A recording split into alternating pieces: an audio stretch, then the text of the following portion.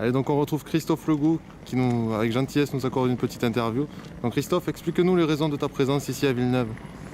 C'est les championnats de France minime junior, donc c'est la grande messe du tennis de table annuel, je dirais, pour plein de jeunes.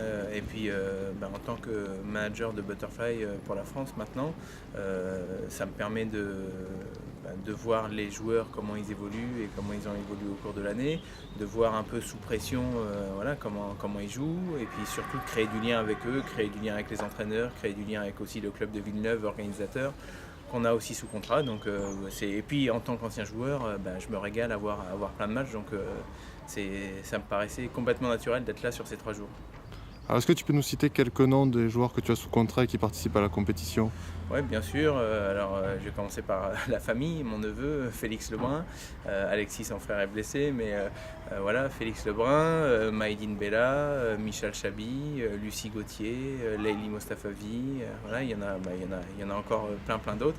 Et donc, j'essaye d'avoir les yeux un petit peu partout, de passer du temps un peu avec chacun, avec leurs entraîneurs, pour même si au cours de l'année, je les ai régulièrement, soit je les vois à l'entraînement, soit je les ai régulièrement au téléphone, mais on passe jamais assez de temps avec un joueur, on sait que c'est important. Moi, en tant qu'ancien joueur, je savais que c'était important de passer du temps avec son entraîneur, avec ses proches, avec son sponsor. Et donc, c'est ce qu'on essaye d'amener presque au quotidien aux joueurs.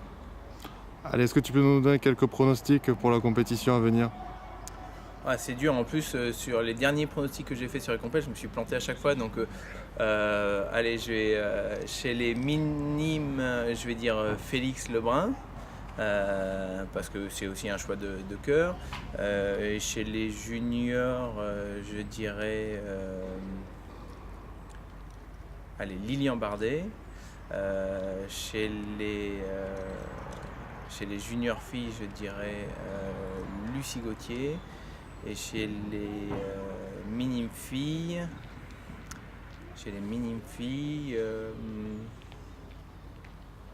allez, je mets une petite pièce sur Clara Baudran. Bon, merci.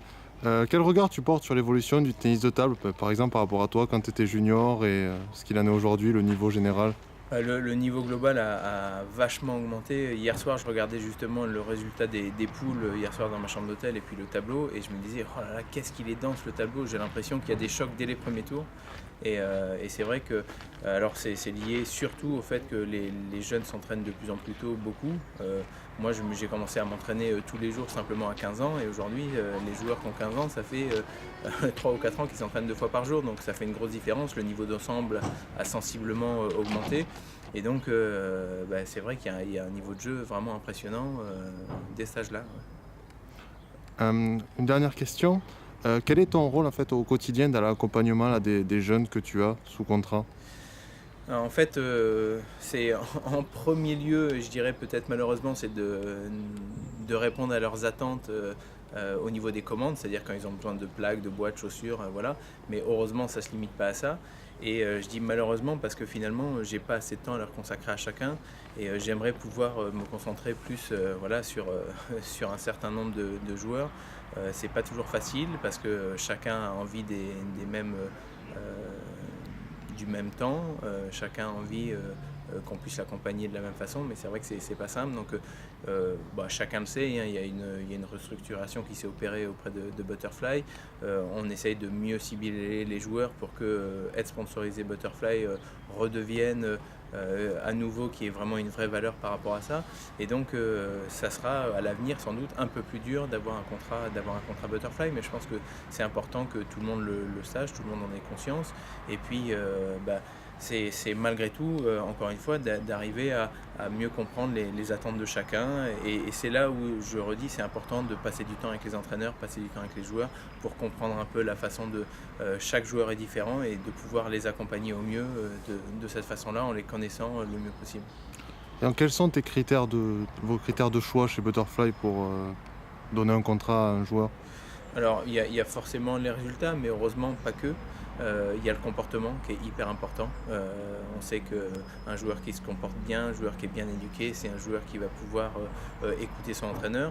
Il y a aussi sa façon d'être dans l'air de jeu. Alors ça rejoint un peu le comportement, mais sa façon aussi de se comporter en dehors. Et puis oui, les résultats, la façon dont il s'entraîne, pas forcément le fait d'être doué ou pas, parce que moi j'ai passé 27 ans à l'INSEP, j'en ai vu des gens doués et puis des gens qui sont restés sur le bord du chemin.